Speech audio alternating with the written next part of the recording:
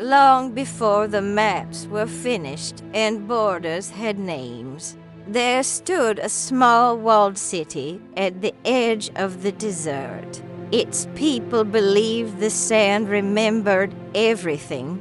Footsteps, tears, blood, nothing was ever truly lost. In that city lived a woman named Samira, the daughter of a stone carver.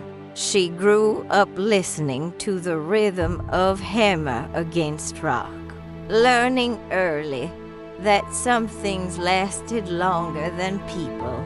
When she was 16, she fell in love with Idris, a messenger who carried news between cities.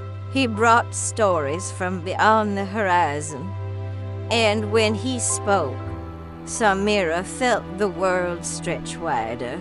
They promised each other nothing loudly. Their love was quiet, careful, as if speaking it too boldly might break it. Idris would leave with the dawn and return weeks later, dusty and tired, always smiling when he saw her waiting near the gate. Then the war came. It arrived slowly, disguised as rumors. One city burned, then another. Messengers stopped returning. The gates were reinforced. Fear settled into the streets like a permanent shadow. Idris volunteered to carry one last message and appeal for peace to a neighboring ruler. Samira begged him not to go. He held her face in his hands and said, "If I don't, there may be nothing left to return to." That was the last time she saw him. Days turned to months. The city survived the war, but barely. When peace finally came, no word came with it of Idris. Nobody, no confirmation, just silence. Samira waited anyway. She refused offers of marriage. She continued her father's work, carving stone markers for the dead. With every name she etched, she felt the weight of endings, lives reduced to dates and dust. Yet she never carved Idris's name. To do so felt like a betrayal. Years passed, her hair streaked with gray. Her hands grew rough and steady. Children asked her why she lived alone. She told them she was keeping space for someone who might still need it.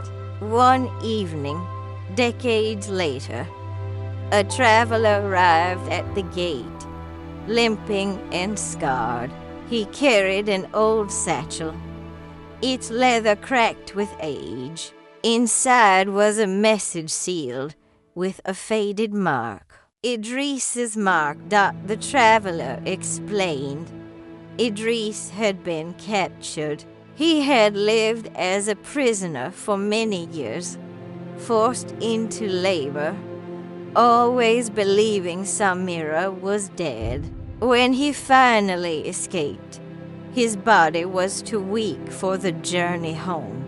He had died days after entrusting the message to the traveler. Samira read the letter alone by candlelight.